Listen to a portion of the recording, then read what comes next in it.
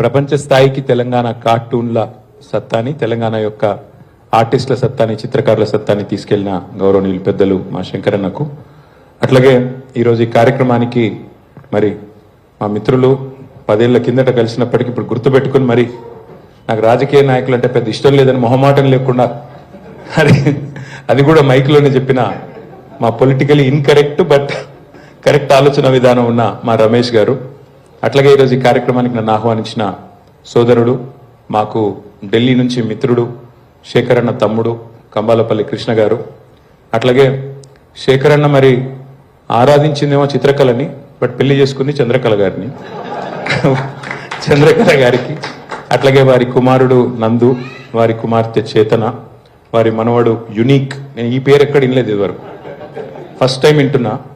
మనమడి పేరే unique. So తమ్ముడు యునీక్కి, అట్లాగే వాళ్ళ చెల్లెలు స్వేచ్ఛకి, అట్లాగే ఈరోజు ఇక్కడికి విచ్చేసిన మిత్రులందరికీ మరి హృదయపూర్వకంగా నమస్కారాలు. ప్రెస్ క్లబ్లో ఉండే ప్రెస్ మిత్రులందరికీ కూడా ప్రత్యేకంగా నమస్కారాలు. మాకు తెల్లారు లేస్తే రాజకీయాల్లో నువ్వెంత అంటే నువ్వెంత, నీ బతికెంత అంటే నీ బతికెంత, తెల్లారు లేస్తే మాకు అదే పంచాయతీ ఉంటుంది. కానీ మీరు అంటున్నారు రఘు గారు ఏదో సమయం ఇచ్చారు, అమూల్యమైన సమయం అది ఇదని. నిజంగా చెప్పాలంటే ఒక 2 గంటలు ఇక్కడ నేను దాక్కున్నాను అనుకోవచ్చు. ఆ లొల్లి నుంచి, ఆ లొల్లి, ఆ బొబ్బ, ఆ రొద, తెల్లారు లేస్తే వాడెంత తిట్టాడు నేనెంత తిట్టాలి అనే ఒక కాంపిటేటివ్ స్పిరిట్ ఏదైతే ఉంటుందో దాని నుంచి దూరంగా ఒక ఆహ్లాదకరమైన వాతావరణంలో మరి శేఖరన్న కుటుంబ సభ్యులు వారి మిత్రుల సమక్షంలో, అందులో ముఖ్యంగా నల్లగొండలు అంటే మామూలు వాళ్ళు కాదు, నీళ్లలో నిప్పులు పుట్టించే సత్తా ఉన్న నాయకులు మా నల్లగొండ సోదరులు. కాబట్టి నల్లగొండలోని ఆత్మీయుల మధ్యన, అందరి మధ్యన గడపడం నాకు కూడా సంతోషం. నాకు నారు గారు మాట్లాడుతుంటే మెడ మీద కత్తి అంటే నాకు సంఘటన గుర్తొచ్చింది. దాన్ని ముందు చెప్తా. సరిగ్గా నవంబర్ 29, 2009 కేసీఆర్ గారు ఆ రోజు తెలంగాణ వచ్చుడో కేసీఆర్ సచ్చుడో అని చెప్పి నిరాహార దీక్ష కూర్చున్న రోజు. ఆ రోజు మేమందరం కరీంనగర్లో ఉన్నాం. కరీంనగర్ నుంచి బయలుదేరి కేసీఆర్ గారు సిద్దిపేట పోవాలి, అక్కడ అమరణ దీక్ష కూర్చోవాలి. అది ఆ రోజు ప్రోగ్రాం. సరిగ్గా కరీంనగర్లో బయలుదేరి అలగనూరు వచ్చే వరకే కేసీఆర్ గారిని అరెస్ట్ చేసినారు, చుట్టుముట్టినారు. ఆయన తీసుకొని మమ్మల్ని అందరూ వెనకాల ఆపేసి వెళ్ళిపోయినారు. మేము కూడా వెనకాల ఆగిన మానేరు అవతల ఆపింది మమ్మల్ని. ఆపితే కూడా మేము దిగి దాని మీద పరిగెత్తుకుంటూ మేమందరం కూడా బ్రిడ్జ్ క్రాస్ చేసి అక్కడికి వచ్చేసరికి లిఫ్ట్ చేసేసినారు సార్ని. జయశంకర్ సార్ని వదిలేసినారు ఆ లుల్లిలో. నేను జయశంకర్ గారిని గట్టిగా పట్టుకొని నా కారులో ఎక్కించుకొని ఇక పోలీస్ కార్లు ఎట్టుపోతున్నాయి, మేము కూడా అదే వెనకాల ఫాలో అవ్వకుంటూ పోతున్నాం. పోతుంటే మేము కాకతీయ యూనివర్సిటీ చేరుకోగానే అక్కడ మరి ధర్నా జరుగుతూనే ఉంది, రాస్తారోకో జరుగుతుంది. నేను పోయి విద్యార్థులతో కూర్చున్నా. జయశంకర్ సార్ని మీరు ఇంటికి పోండి సార్, మీరు ఇక్కడ ఎందుకు అని సార్ని ఇంటికి పంపించిన. ఇక పోలీసు వాళ్ళు వచ్చిండ్రు, అరెస్ట్ చేసిండ్రు, తీసుకుపోయి ఆల్రెడీ తీసుకుపోతున్నారు. తీసుకొని పోతుంటే ఆ వ్యాన్లో ఉన్నాం అందరం, వ్యాన్లో తీసుకొని పోతున్నారు. హన్మకొండ చౌరస్తా రాగానే ఆడ సిగ్నల్ పడ్డదో ఏమో పడ్డది, బండి ఆగింది, ట్రాఫిక్ వచ్చింది, ఏదో టైం. అందరం దుంకినాం. దుంకి ఆయనతో జయశంకర్ సార్ ఇంట్లో పోయి కూర్చున్నాం. మళ్ళా కొంటకు పోలీసు వాళ్ళు వచ్చిండ్రు. వచ్చి నువ్వు పోలీసు అరెస్ట్ నుంచి తప్పించుకొని పారిపోయినందుకు నేను మళ్ళీ అరెస్ట్ చేస్తున్నామన్నారు. ఓకే, అరెస్ట్ చేసిండ్రు, కేసు పెట్టిండ్రు, తీసుకుపోయి మెజిస్ట్రేట్ గారి ముందు ప్రొడ్యూస్ చేసి జైలుకు పంపించిండ్రు. ఇది సరిగ్గా నవంబర్ 29 రోజు వరంగల్ జైల్లో ఆ రోజు రాత్రి అంతా అక్కడే గడిపినాం. పాపం జైలర్ గారు మంచోడు. ఆయన జైలరు, అక్కడ ఉండే సిబ్బంది అంతా చాలా సానుభూతితో ఉన్నారు. తెలంగాణ రావాలి కదా సార్, తప్పేమున్నది సార్. పాపం వాళ్ళు చాలా బాగా చూసుకున్నారు. చూసుకొని సార్ మీరు సెల్లో ఎందుకు పంటారు, మీరు హాస్పిటల్ పండుకోండి అన్నాడు. సరే మీరు ఎక్కడ చెప్తే అక్కడ పండుకుంటే, జైల్లో ఉన్నాం ఏం చేస్తాం, ఎక్కడంటే అక్కడ పడుకున్నాం. తెల్లారు లేపిండ్రు 6 గంటలకు. ఛాయ్ తాగుతారా అన్నారు. ఛాయ్ తాగుతుంటే ఓకే ఛాయ్ తాగినా. గడ్డం చేసుకుంటారా అన్నారు. ఏం పని పాడైతుంది జైల్లో, సరే మీ ఇష్టం ఏం చేయమంటే అది చేస్తాను అని అక్కడ బయట తీసుకుపోయిన కూర్చోబెట్టి చెట్టు కింద కూర్చోబెట్టి గడ్డం చేస్తుండ్రు. ఒక ఆయన పిలిచిండు, ఒక సోదరుని పిలిచిండు, బార్బర్ను. ఆయన వచ్చిండు, గడ్డం చేస్తాను. ఇది ఎట్లాంటి పరిస్థితి మీరు ఒకసారి గుర్తు తెచ్చుకోండి. రాజశేఖర రెడ్డి గారు చనిపోయి 4 నెలలు అయింది సరిగ్గా. కేసీఆర్ గారు నిరాహార దీక్ష కూర్చున్నారు. ఒక ఉద్విగ్నభరితమైన వాతావరణం రాష్ట్రం అంతా ఉంది. తెలంగాణ కావాలని, తెలంగాణలో వద్దని ఇంకో చోట, అట్లాంటి పరిస్థితున్న నేపథ్యం అది. ఆ గడ్డం గీస్తా ఉన్నాడు ఆయన, ఆ సోదరుడు గడ్డం గీస్తున్నాడు. ఏదో ఒకటి ముచ్చట పెట్టాలి కదా, గడ్డం గీస్తున్నప్పుడు ఏం ముచ్చట లేకుండా ఎట్లుంటుంది. సరే గడ్డం గీస్తుంటే ఏ ఊరు తమ్ముడు అన్నా. కరెక్ట్ కత్తి ఇక్కడ ఉంది. పులివెందుల సార్ అన్నాడు. ఇక ముచ్చట బంద్ ఆడికి. ఏం మాట్లాడతావు ఇంకా అప్పుడే రాజశేఖర రెడ్డి గారు చనిపోయి 4 నెలలు అయింది. మనం తెలంగాణలో లొల్లిపెట్టి మనమేమో ఆగమాగం చేస్తున్నాం. ఆ సోదరుడు పులివెందుల ఏదో మర్డర్ కేసులు అరెస్ట్ అయ్యి జైలు ఉన్నాడు, కత్తి ఇక్కడ ఉంది. ఇంకేం మాట్లాడతాం? వామ్మో ఇదట ఉందని చెప్పి ఏం మాట్లాడకుండా ఆయన నవ్వి లేదు సార్, నాకు రాజశేఖర రెడ్డి గారు అంటే ఇష్టమే, కానీ కేసీఆర్ గారు అంటే ఇష్టం, నాకు ఫైటర్లు ఇష్టం సార్, ఫైటర్ ఎవరైనా సరే ఏదైనా సరే కొట్లాడేటోళ్ళు అంటే ఇష్టం సార్ అని చెప్పి చాలా మర్యాదగా. సో ఇప్పుడు నారు గారు చెప్పగానే నాకు వెంటనే నేను ఫ్లాష్ బ్యాక్లోకి వెళ్ళిపోయాను. సో కార్టూనిస్టులు ఇట్లా కూడా తయారవుతారు అన్నట్టు. అంటే మనం మెడ మీద కత్తి పెట్టి నా కార్టూన్ ఎట్లుంది చెప్తా వస్తా. రాజకీయ నాయకులు కూడా ఫెసిలిటీ ఉంటే బాగుండు, కానీ మాకు లేదు. బట్ ఎనీవే చాలా ఆహ్లాదకరమైన వాతావరణంలో ఈరోజు ఇంత చక్కటి ఫ్యామిలీ వాతావరణంలో శేఖర్ గారి స్మారకార్థం జరిగిన ఈ కార్యక్రమంలో పాల్గొనడం నాకు సంతోషంగా ఉంది. రాజకీయాల్లో తెల్లారు లేస్తే మాకు ఇందాక నేను చెప్పినట్టు రోజు ఒక మూసలో ఒక ఒరవడిలో మేము కొట్టుకొని పోతూ ఉంటాం. అప్పుడప్పుడు ఎత్తుకుతూ ఉంటాం సందర్భాలు. సృజనకారులు, కళాకారులు, రచయితలు, కవులు, చిత్రకారులు ఇట్లాంటి వాళ్ళతో మమేకం కావడానికి, కూర్చోవడానికి, సంభాషించడానికి వేదికలు దొరికితే దానికి మించిన తృప్తి లేదు. మా సుబ్బయ్య గారు ఉన్నారు, అప్పుడప్పుడు కలుస్తూ ఉంటారు సుబ్బయ్య గారు. అట్లా మిత్రులు కలిసినప్పుడు డెఫినెట్గా పాత జ్ఞాపకాలు, స్మృతులు, ఆ రోజు ఎట్లా ఉండేది, ఈ రోజు ఎట్లా ఉంది, మనం అనుకున్నది సాధించామా లేదా, ఇట్లాంటి కొన్ని తెలుసుకోవడానికి అవకాశం ఉంటుంది. అట్లాగే శేఖర్ అన్న గురించి మీరు చెప్తా ఉంటే నిజంగా కూడా చాలా గొప్పగా అనిపించింది. నేను శేఖర్ గారిని వ్యక్తిగతంగా ఎన్నడూ కలవలేదు, కానీ చంద్రకళ గారు చెప్తా ఉండే తెలంగాణ బిల్లు పాస్ అయిన రోజు అప్పటికే క్యాన్సర్ ఉంది, అప్పటికే ఆరోగ్యం దెబ్బతిన్నది, కానీ ప్రత్యేకించి డ్రైవర్ని పిలిచి కారు ఎక్కి కూర్చొని నేను పోవాలని చెప్పి జిద్దు చేసి గన్ పార్క్ దగ్గర పోయి కూర్చొని కొద్దిసేపు మురిసిపోయిండు, మా తెలంగాణ వచ్చిందని మురిసిపోయిండు అని చెప్పి మేడం చెప్తుంటే చాలా గొప్పగా అనిపించింది. దురదృష్టం కాకపోతే అపాయింటెడ్ డే కంటే ముందే జూన్ 2, 2014 కంటే నెల ముందే శేఖర్ అన్న మరి మన దురదృష్టం వారు మన మధ్యన లేకుండా పోయినారు. బట్ ఏదేమైనప్పటికీ పెద్దలు చెప్తారు, 1 picture is worth 1,000 words. ఒక చిత్రం, ఒక కళారూపం 1000 పదాలతో సమానం అని చెప్తారు.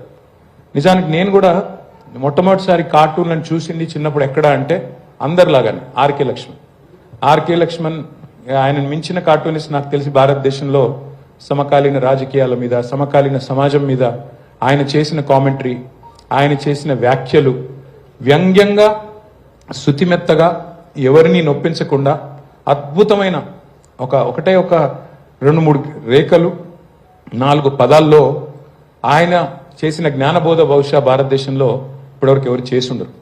ఆర్కే లక్ష్మణ్ గారికి వీళ్ళందరూ ఏకలవ్య శిష్యులే అనుకుంటా ఉన్నాను నేనైతే. ఆయనంటే ఇష్టపడని, ఆయనంటే అభిమానించని కార్టూనిస్ట్ ఉంటాడు ప్రపంచంలో నేను అనుకోను. అట్లాగే నేను బాగా ప్రభావితమైన మరొక కార్టూన్, జనరల్ కార్టూన్, అది పొలిటికల్ కార్టూన్ కాదు, ఇంగ్లీష్లో బిల్ వాటర్స్ అని ఒక ఆయన ఉంటాడు, క్యాల్విన్ అండ్ హాబ్స్ అని అద్భుతమైన కార్టూన్. మీరు అది చూడాలి, ఎవరైనా చూడకపోతే దయచేసి చూడండి ఎప్పుడన్నా. ఒక చిన్న పిల్లోడు ఉంటాడు క్యాల్విన్ అని, వాడు 2 ఏళ్ల పిల్లోడు. ఇప్పుడు ఇందాక అటు దొరుకుతున్నాడు చూడు ఆ పిల్లగాడు, వాడిలాగా చిన్నోడు ఉంటాడు. వాడు జీవిత తత్వం అంతా చెప్తుంటాడు, వాళ్ళ అమ్మతో వాడి సంభాషణ, అందులోంచి వాడు జీవిత సారాంశం, పెద్దవాడిలాగా ఆల్మోస్ట్ ఒక 70 ఏళ్ల పెద్దోడిలాగా జీవిత సారం అంతా చూసిన వాడిలాగా, జీవితం అంతా చూసిన వాడిలాగా ఒక ఫిలాసఫీ చెప్తా ఉంటాడు. అండ్ అది కూడా చాలా హ్యూమరస్గా, చాలా గొప్ప కార్టూన్ అది. బిల్ వాటర్సన్ అనే కార్టూనిస్ట్, నేను బాగా అభిమానించే కార్టూనిస్ట్లో ఆయన ఒకరు. అట్లా క్యాల్విన్ అండ్ హాబ్స్ అనేది కూడా నాకు one of the favourite cartoon series అండి. ఇక తెలుగులో మీకు తెలుసు గొప్ప వాళ్ళు ఉన్నారు. ఈనాడులో శ్రీధర్ అన్న మీ అందరికీ మనందరికీ సుపరిచితులు, అసలు మహా కళాకారుడు. సాక్షిలో శంకరన్న నేను కార్టూన్లు మాత్రమే గీస్తాడు అనుకున్నాను, ఇంత అద్భుతంగా పంచ్ డైలాగులతో మాట్లాడతాడని తెలియదు. ఇట్లా అయితే మీరు అర్జెంటుగా మైక్ పట్టుకుని మరి ఏదో రాజకీయ పార్టీలో చేరాల్సిందే. ఇంకా ఇంత బాగా, ఇంత హ్యూమరస్గా శంకర్ గారు మాట్లాడతారని కూడా నేను అనుకోలేదు. బట్ థ్యాంక్ యూ శంకరన్న. మీరు నాకు ఆ రోజు రవీంద్ర భారతిలో మీరు పిలిచి గౌరవించిండ్రు, 20 ఏళ్ళు అయింది దానికి రమ్మన్నారు కార్యక్రమానికి. ఇవాళ మళ్ళీ పిలిచి గౌరవించి అంత అద్భుతమైన గాంధీ పెయింటింగ్ కూడా ఇచ్చినందుకు, గాంధీ క్యారికేచర్ కూడా ఇచ్చినందుకు హృదయపూర్వకంగా ధన్యవాదాలు. మహాత్మా గాంధీ విషయంలో ఆ రోజు మీరు వచ్చినప్పుడు కూడా చెప్పాను, ఇప్పుడు కూడా చెప్తాను. మహాత్మా గాంధీ గారిని గుర్తు చేసుకోవాల్సిన తరుణం ఏదైనా ఉందా ఈ భారతదేశ స్వాతంత్రం తర్వాత అంటే ఈ రోజు ఉన్నంత అవసరం బహుశా భారతదేశానికి ఎన్నడూ కూడా మహాత్మా గాంధీ యొక్క విలువలు కానీ, ఆయన చేసిన పోరాటం గురించి కానీ, ఆయన నిలబడ్డ సిద్ధాంతం కానీ ఇవాళ ఉన్నంత అవసరం బహుశా భారతదేశంలో ఎన్నడూ కూడా లేదు. అందుకే మొన్న మధ్యన మీరు తీసుకొచ్చిన అద్భుతమైన కాఫీ టేబుల్ బుక్ ఏదైతుందో దానికి హృదయపూర్వకంగా మీకు అభినందనలు. అట్లాగే కుర్రెల శ్రీనివాస్ గారు, రఘు గారు, మరి ఒక బాల్యమిత్రుడి గురించి యాదయ్య గారు, మీరంతా ఒక బాల్యమిత్రుడి గురించి కుటుంబాలతో సహా మీరందరు ఇక్కడికి వచ్చి కృష్ణ ఒక సోదరుడిగా మరి వారి కుటుంబం అంతా కూడా మీరు పడుతున్న తపన, మీరు మీ సోదరుడికి మీ సహచరుడికి మీరు ఇస్తున్న గౌరవం, వారికి ఈరోజు స్వర్గంలో ఎక్కడ ఉన్నా ఇక్కడ చూస్తూ ఉంటారు. తప్పకుండా దీని మీద కూడా కార్టూన్ వేస్తానే ఉండింటాడు అక్కడ నాకు తెలుసు. ఈ రోజు ఇక్కడ జరుగుతున్న ఈ సందర్భాన్ని పురస్కరించుకుని కూడా ఆయన ఆనందంగా ఆయన ఆనందాన్ని పంచుకుంటూనే ఉంటాడని నేను అనుకుంటా ఉన్నాను. చివరిగా నేను చెప్పేది ఒకటే మీ అందరికీ, సరే రాజకీయాలు, జీవితంలో గెలుపులు ఓటములు ఇవన్నీ సర్వసాధారణంగా జరిగేటివి.